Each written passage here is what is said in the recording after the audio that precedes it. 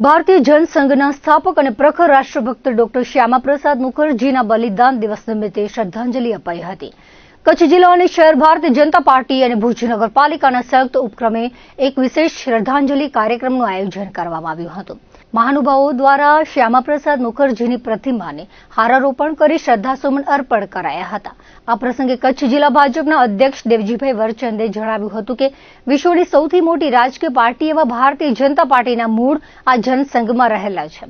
દેશની એકતા અને અખંડિતતા જાળવી રાખવા માટે તેમણે પોતાના પ્રાણોની આહુતિ આપી દીધી હતી।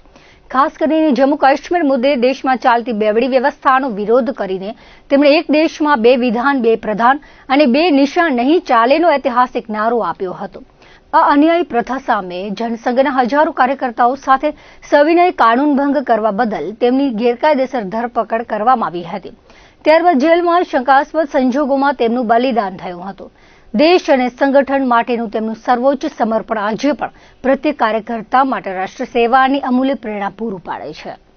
જિલ્લા પ્રમુખે આગામી સંગઠનાત્મક આયોજનો અંગે વિગતવાર માહિતી આપતા ઉમેર્યું હતું કે 23મી જૂન એટલે કે બલિદાન દિવસથી શરૂ કરીને આગામી 6મી જુલાઈ એટલે કે ડોક્ટર મુખર્જીની જન્મજયંતિ સુધીના પખવાડિયા દરમિયાન પક્ષ દ્વારા વિવિધ સેવાકીય અને રચનાત્મક કાર્યક્રમો યોજાશે, જેના ભાગરૂપે જિલ્લાના પ્રત્યેક બૂથ સ્તર સુધી શ્રદ્ધાંજલિના કાર્યક્રમો રાખવામાં આવશે।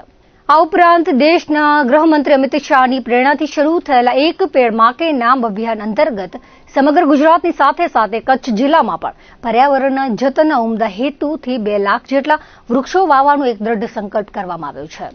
યોજાયેલા કાર્યક્રમમાં હોદ્દેદારો અને કાર્યકર્તાઓ ઉપસ્થિત રહ્યા હતા। અમારા ભારતીય જનતા પાર્ટી વિશ્વની આજે જ્યારે સૌથી મોટી પાર્ટી છે ત્યારે એમના જનસંઘના રૂપમાં ભારતીય જનતા પાર્ટીની જે સ્થાપના થઈ એમના સ્થાપક ડૉક્ટર શ્યામાપ્રસાદ મુખર્જીની આજે બલિદાન દિવસ છે। આ દિવસે સૌ ભારતીય જનતા પાર્ટી શહેર ભાજપ અને સમગ્ર પરિવાર એમને આજે યાદ કરીને એમને પુષ્પાંજલિ અર્પણ કરી છે।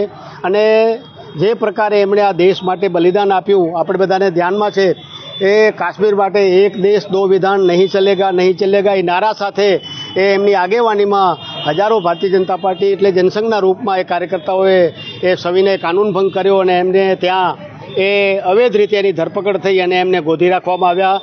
શંકાસ્પદ વસ્તુમાં એમનું મૃત્યુ એટલે બલિદાન થયું।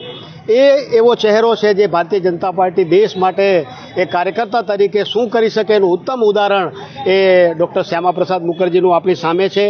એવું નામ કે જેમણે પોતે પોતાના દેહની પણ ચિંતા કર્યા વગર આ દેશ માટે પોતાનું બલિદાન આપ્યું એવા ડૉક્ટર શ્યામાપ્રસાદ મુખર્જીને આજે બલિદાન દિવસે સૌ કાર્યકર્તાઓએ યાદ કર્યા છે। આ પ્રકારે આજે 23 તારીખથી બલિદાન દિવસથી અને 6 જુલાઈ એની જન્મતિથિ સુધી બધા જ અલગ અલગ કાર્યક્રમો થવાના છે।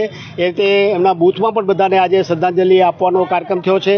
એ પ્રકારે અમારા આદરણીય ગૃહમંત્રી અમિત શાહ સાહેબ દ્વારા એક પેડ નામ માં કે નામ એ આખા ગુજરાતમાં એમનો શુભારંભ કરાવવાના છે વૃક્ષારોપણનું।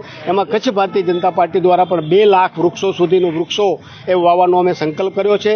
એટલે આ મહાપુરુષની એ બલિદાન દિવસથી લઈને જન્મ સુધીમાં એના જીવનને છાજે જે પ્રકારે એને કામ કર્યું દેશ માટે સમર્પિત ભાવે કાર્યકર્તાઓ કામ કરે એના માટે સૌ કાર્યકર્તાઓ કામે લાગ્યા છે। અત્રે એમને શ્રદ્ધાંજલિ આપીને સૌ કાર્યકર્તાઓએ સંકલ્પ લીધા છે કે જે પ્રકારે જનસંઘના રૂપમાં એ મહાપુરુષે પોતે શરૂઆત કરી હતી એ જીવન એના જ નકશે કદમ પર એ ભારતીય જનતા પાર્ટીનો એક કાર્યકર્તા ચાલે એના માટે શપથ લીધા હતા।